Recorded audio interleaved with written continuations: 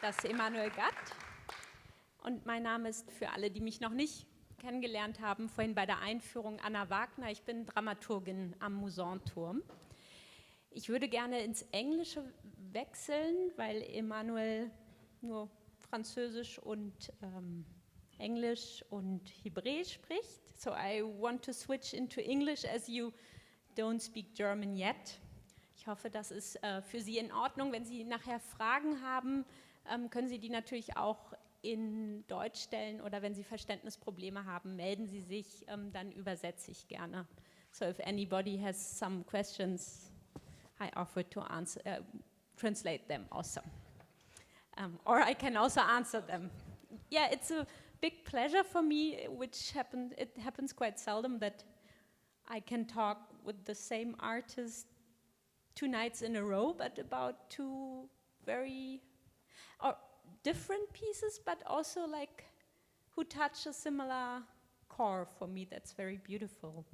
So yesterday we were talking a bit about your way of working, and you emphasized that for you choreography or creating a work is first of all a process that you deeply share with your dancers, and that is for you rather a process of uncovering something instead of like creating something completely newly or from nothing. So what was at the beginning? So now if you uncover something, you have to start, there has to be something. So what was there when you started to work on the Goldlandbergs? In a way, the thing that is there is not related to a specific piece. It's always there. It's the same process that I'm following for the past 20, 25 years. So it's the same process that then, because that's the rule of the game, we have to make pieces and then we have to show those pieces. But they're just like glimpses into moments along that process. So it's not that, okay, for each piece I need to think of another idea or I need to think of a completely...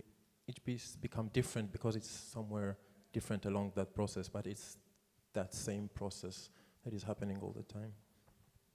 So, but probably for me to better understand, you finished one performance and then you continue gathering in the studio and then suddenly the performance comes up, or? Well, the thing, it overlaps, yes, because when we're starting to work on a new piece, so we're still performing 1 or 2 older pieces and everything basically happens at the same time and overlaps.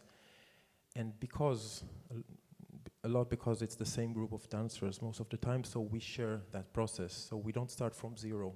We just, every time we meet in the studio, we kind of continue from where we stop last. But then we have a date for a premiere and then we stop, that's the date, okay, let's show what we did so far. But then we continue. So there is a moment when you gather ideas and material and you make them one thing, okay, let's make this piece. But in a way, if we didn't have that concept of pieces, it could have just been the same work continuing forever and just changing it every night. Every performance would be different, but it would be the same. But since it's not the rule of the game, then we have to give new titles, change the costumes, change the lighting, and make, okay, this is a new piece about something. Then, yeah, but it's almost an artificial thing. Yes, it could have been one piece that I'm working on for 25 years, and it just keeps evolving and changing because I keep evolving and changing, and the people I work with change. And in tonight's show, the sound score was also very present. You mix in it the interpretation of Goldberg-Variationen by Glenn Gould, and 2 recordings. First is the Goldberg variation interpreted by Glenn Gould, and the second is... I mean the Goldberg, because he recorded it twice. Yes. One when he was very young, this and one just before he died. Okay. So yeah, so we're playing between the 2, which are very, very different interpretation that he did. Yeah. And the third sound is our excerpts coming out of the what is called radio documentary, also made by Glenn Gould, but it's called The Quiet in the Land, and it's a recording where he also combines materials that he researched. It's basically 9 interviews. He went into north of Canada and he stayed for a few weeks in a Mennonite community. He made 9 interviews and he recorded different stuff, and he made it into a 53 minutes.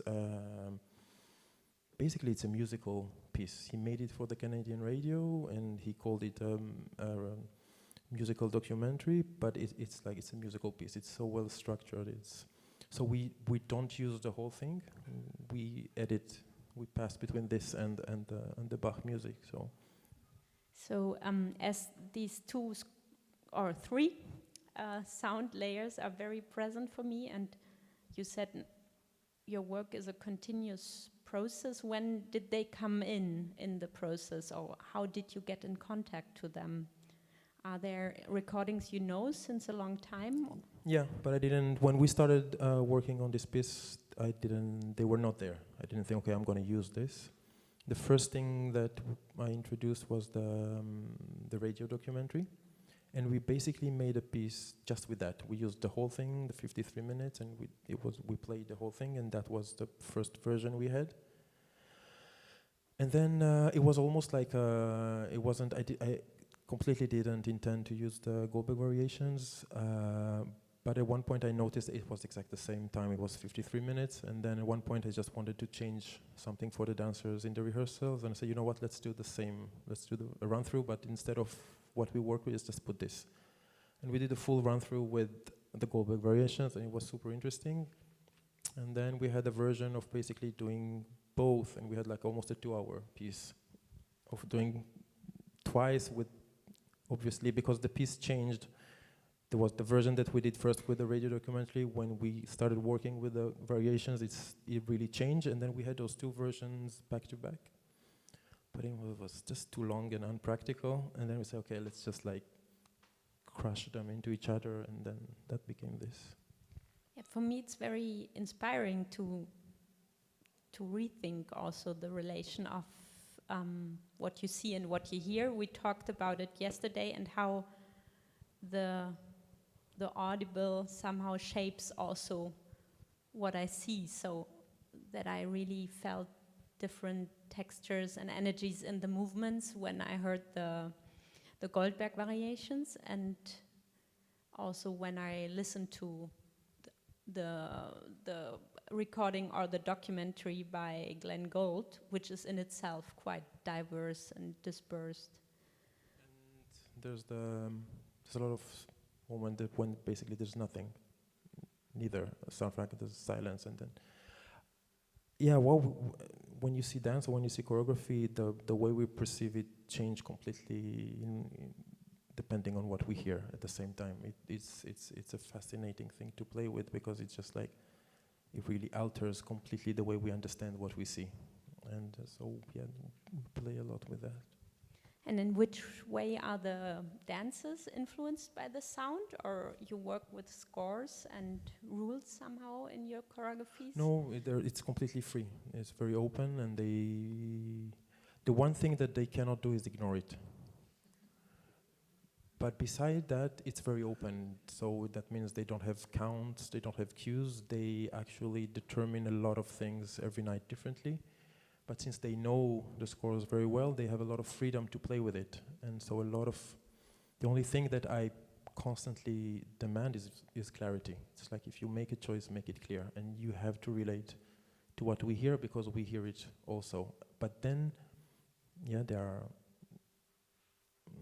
5 of them, and they're extremely different in the way they're going to analyze and process what they hear and how they're going to relate to it, and they have the freedom to do it. I don't try to set them on specific moments or relationships with what they hear. Yeah, you mentioned that you used the 2 recordings of Goldberg-Variation and that they're very different. Could you describe us a bit how you perceive it as different? Well, it's just extremely different. He was 21 when he did the first one, and just upcoming, nobody really knew him, and that was a total revelation, that recording. And it's like you feel the energy of this Yeah, he has just crazy energy. And the second recording he did just a few months before he died. And he was quite ill, and it's the same music and it's the same person, but it's so different. It's like a complete different rendition, extremely contemplative, and the entire approach to harmony, rhythms, counterpoint, it just changed completely. And there's a sense of time between the two recordings, because a lot of time we play one variation from one recording and then the next one from the other, and it's like, well, I guess if you know the recordings you feel it more, but it's like sense of time passing. There's one variation that we actually play twice from the two. So it just, I don't know, it just gives, it's the same person and you feel it's the same person, but you feel the process. Yeah, it connects for me to what you said about your dancers, this that they have this freedom in also the habit to know the music and the sound, and for me it's a bit similar to what Gold did. Yeah. They have the freedom to be creative. It's not the freedom they have. I demand them to. I ask that from them. There's a be creative. I'm not gonna give you the answer. I'm gonna let you know if what you did wasn't clear enough. But then you have to clarify your own intention. But yes, they have. That's their job. I guess after a little warming up between the two of us, I would like to invite you, if you have any questions or comments about tonight's show, or if you have seen both of the shows. My colleague Gabriele Müller has a mic, so just lift your hand. There's one question already in the first floor row.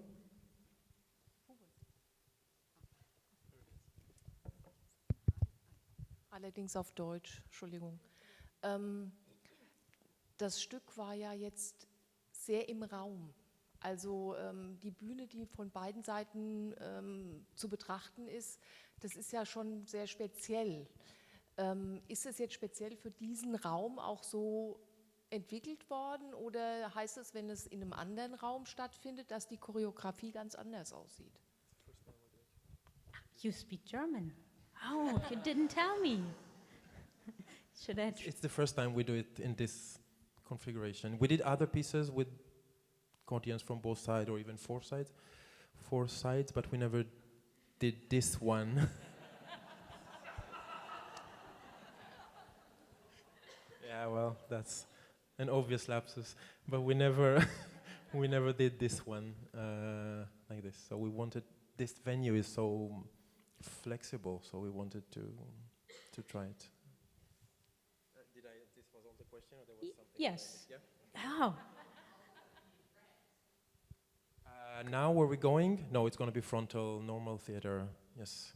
But now we had the idea, now we were talking, that it's so nice that when we have like big theaters and big stages, we can actually put people on the stage behind. So if there's enough space, so that's an idea that just came. Yeah, for me, this aspect of being a witness, as you have a lot of moments in the choreography also where the dancers watch the others doing something or choosing something, or the sense of community that is also questions in the recordings by Glenn Gould. It's very strong in this disposition. I think that was one of the first thing that I realized making dance or choreography, and it completely shook me, that if there's nobody looking, and I don't mean audience, it's like if on stage you're moving and nobody's looking at it, it's like it doesn't exist, it doesn't happen, it didn't happen. And there's a very interesting thing that happens at what you say, it's like to have witness. So if you do something and that thing is observed, looked at by another person, it changes it, and it makes it happen in a deeper way than if you just do it. That's why I did one solo, and I would never do a solo, because basically nobody's looking, so that's like it didn't happen.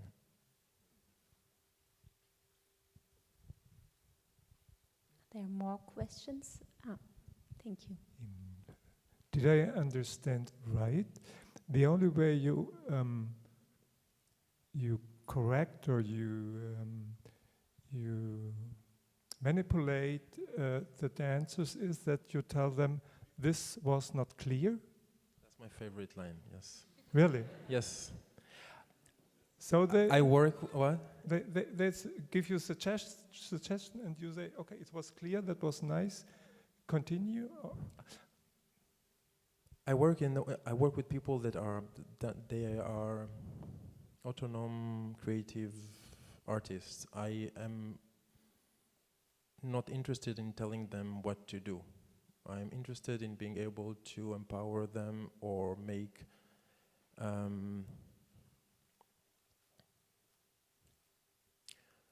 them more, to raise their awareness to what they're doing. So the thing that I say, it's like the most efficient thing that I can tell them, it's okay, your proposition is not clear.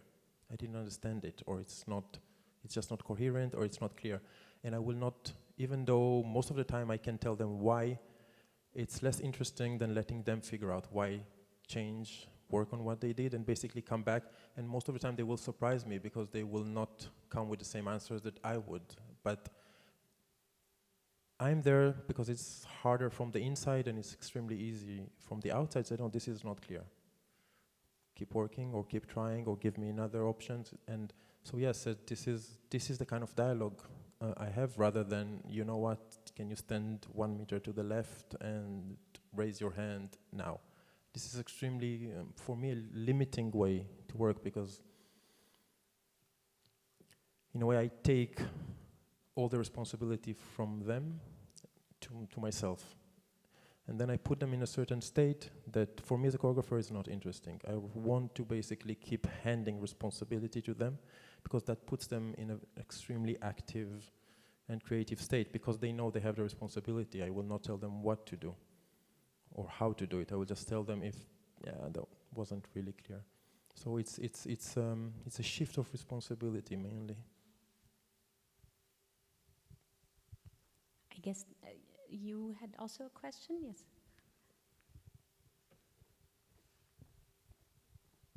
Ja, danke. Auch in Deutsch in dem Fall. Mein Kommentar ist die Leichtigkeit der Komplexität, der Fluss der Energien, der Fluss der Freiheit und auch die Gemeinsamkeit des Ganzen fand ich einfach hervorragend. Okay, darf ich übersetzen? The lightness of the complexity. The lightness of the complexity. Probably könnten Sie noch das nächste wiederholen? Leichtigkeit der Komplexität. So the lightness of the complexity. Der Fluss der Energien. The flow of the energies. Der Fluss der Freiheit. The flow of the freedom. Und doch die Gemeinsamkeit. And at the same time the community, the sense of community. This is what you liked.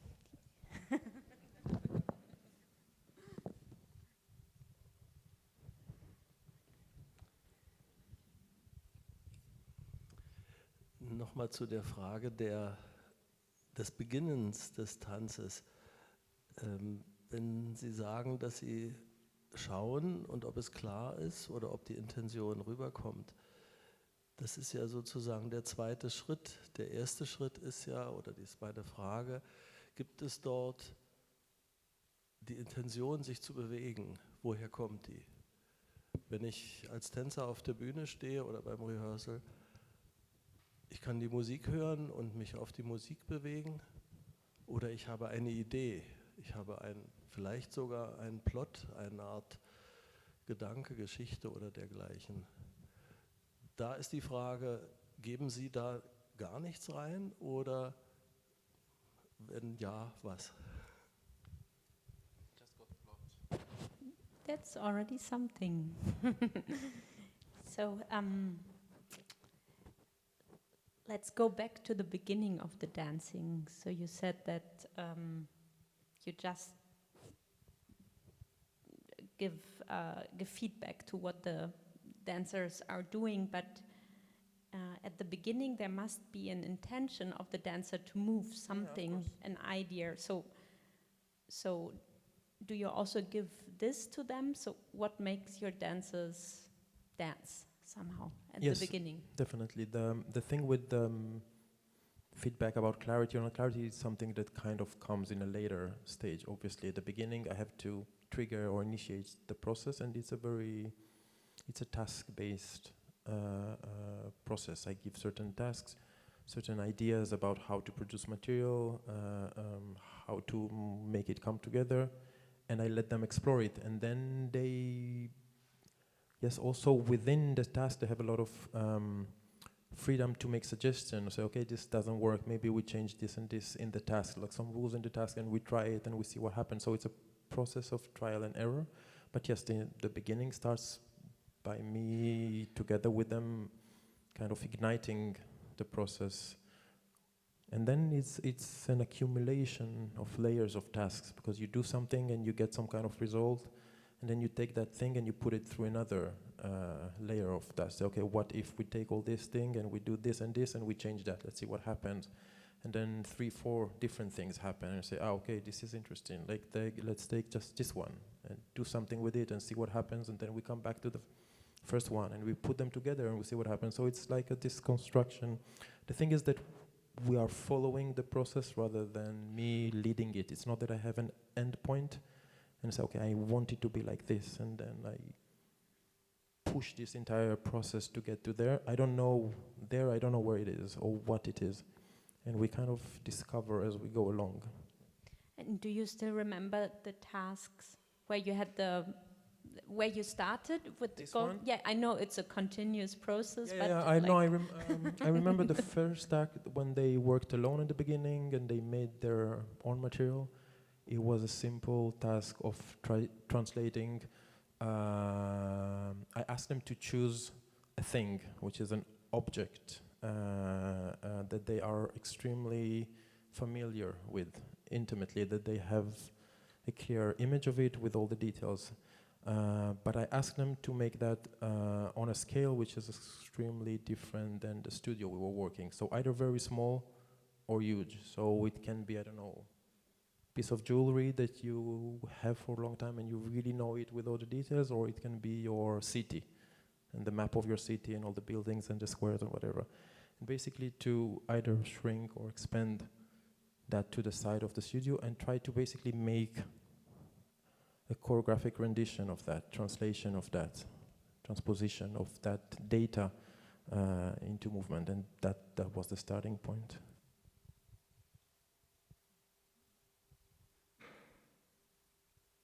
There are more questions.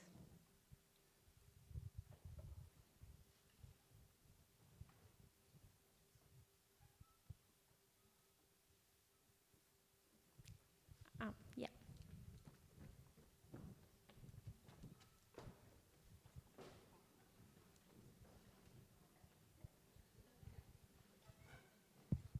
Thank you. It would interest me how your dancers work, how you prepare them, or how they prepare themselves in their daily work of warm up and whatever you do before you work on the piece, or if you don't separate these things, how you warm up, how you do your body work, and then work on the piece. Is it one, or do you divide that 2 hours is body work and then you go in the piece or whatever? Because I think what I think when I see your work, that you leave the dancers in their own way of moving and flowing, and you don't want to force them in a specific way of traditional ballet, that they try to get very long and whatever and make jumps and so on and so on. They are very long, no? They're not very long. Hmm? They are very long. Yeah, but I hope you understand what I mean. Yeah, I understand. Okay, thank you. Yes, we separate. We have an hour and a half every morning, which is just warm up, and then we start working.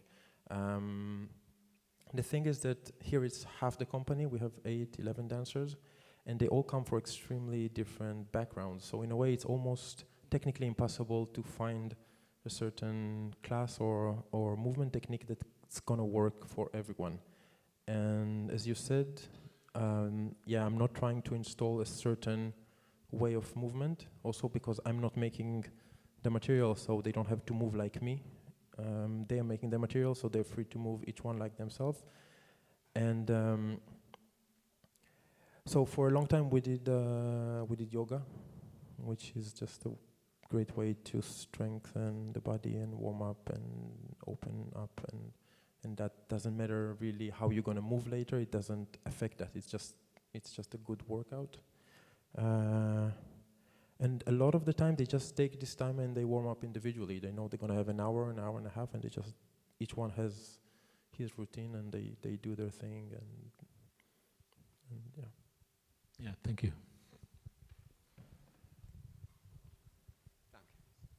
Auf Deutsch auch.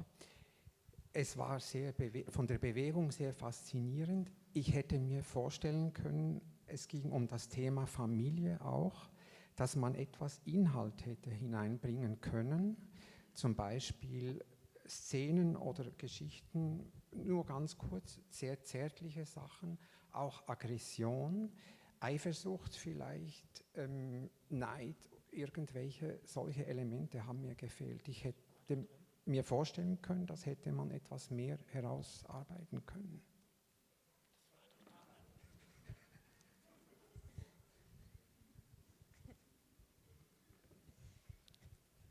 So in some materials about the piece, it said that it's a piece about family also, not in the direct but in a literal way.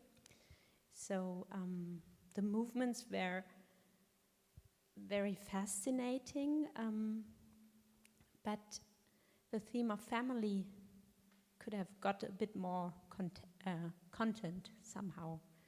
More scenes of tenderness, aggressions, and envy, for example.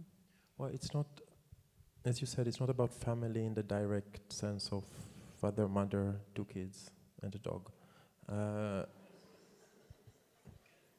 I don't know, it's more like the family of men, you know, which is stupid to say family of women, it's family of people. It's the term family went into somehow into the program because this thing, something that happened during the rehearsals and during the process. There was a real sense of bond that was different in a way between them that happened. It was different than other pieces, and it really became something that was the word that I felt that was defining it. It became this family, but in a very abstract way, not in the direct sense of family. So yeah, it's a certain feel more than the thing itself. Yeah, for me, there are a lot of constellations in which I had to think about social situations also, which just appear and disappear. So when we have especially this moment of the witness standing outside, but still on the dance floor, and observes duets, for example, which were very tender. So in these moments, I had this feeling of negotiation also. Am I still be part of the group or not? And this linked very much also to what the sound score said of Glenn Gould, or the Mennonist says, which have this big struggle, how they can perceive their religion and they very close bond to God, the Godfather, even if it's a time in which other influences are. It's fascinating because it's a very tight conservative community, and it's basically they speaking. He just interviewed them, and they're speaking about their life and their conflicts and their dilemmas and their challenges and it's like you hear people in a way. It's like almost for me. The same thing happens on stage and in the score, just people trying to figure out their place in this thing. So.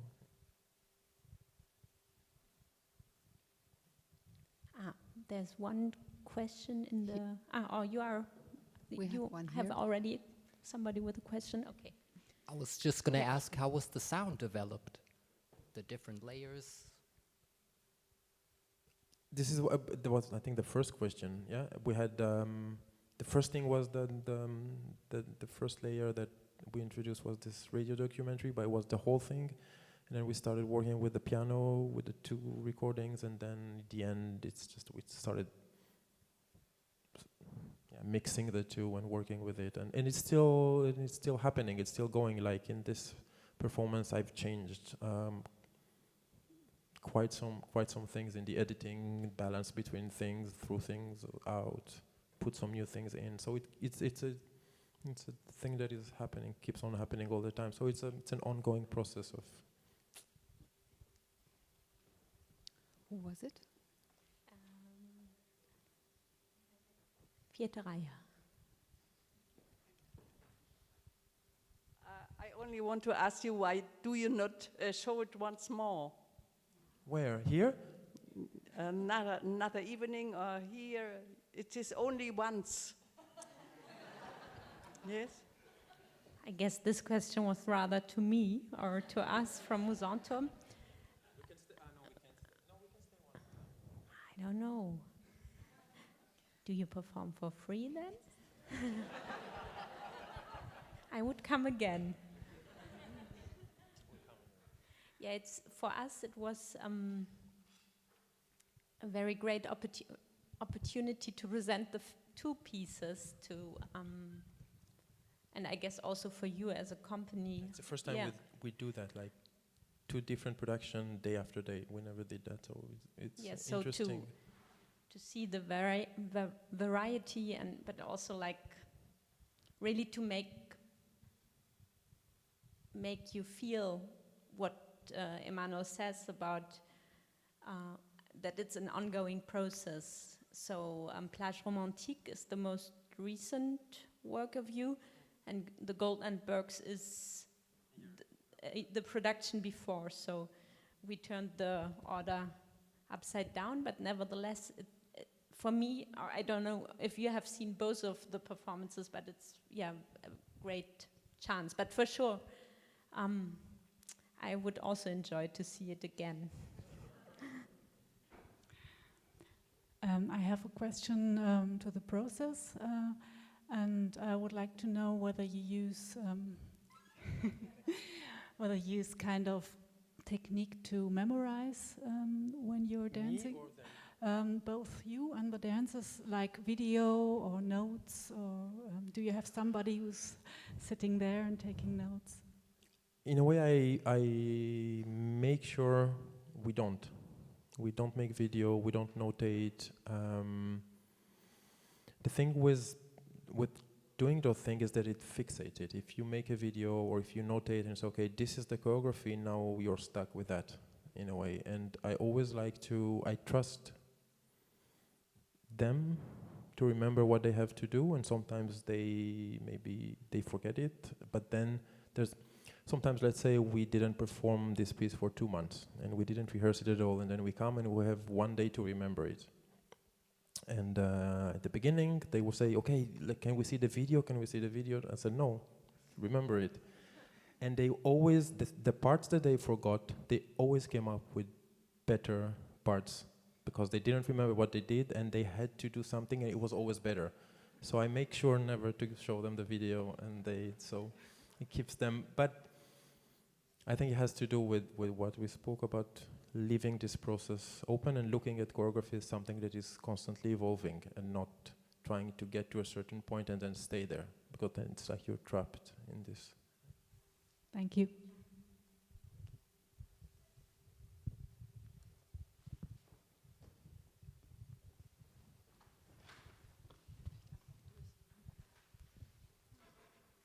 I was wondering about in this piece, quite obvious repetitions of material. Well, also in the last evening, but in this one, I could see it even more clear. And I was asking, is it like a thing you encourage? Because of course, if you see like a material 2 or 3 times, it's for the audience, it has a different effect. Or is it as well just a side effect of the dancer's decisions? I think it's both. It's something that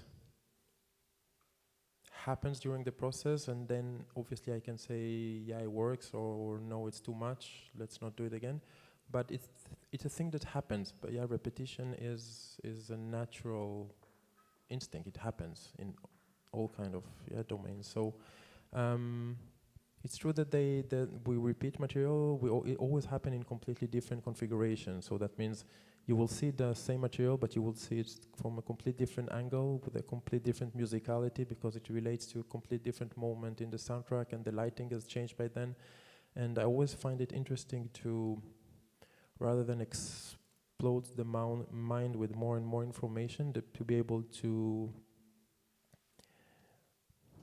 allow an observation process with, okay, you saw it. It's like, when we look at something, we never look at it like this. We will naturally do this, yes? But it stays the same thing. We just look at it from different angles. So in a way, it's like doing this. Okay, you saw it like this, and it's like, let's look at it like this. Then something completely else happened, because somehow it's not about the movements that they will do. It's more about the context and how they will do them, and in what relation to other people doing other stuff.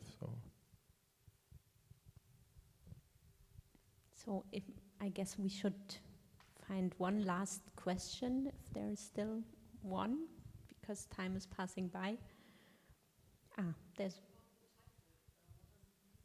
Well, it's just a word game, because the radio documentary is called "The Quiet in the Land." So there's the land and the Goldberg-Variationen, so Goldlandbergs, which is basically what we did with the soundtrack. We took the two and we kind of inserted them one into the other. So. Yeah, unfortunately we cannot meet tomorrow again and continue our conversation. Thanks a lot. Herzlichen Dank, dass Sie gekommen sind.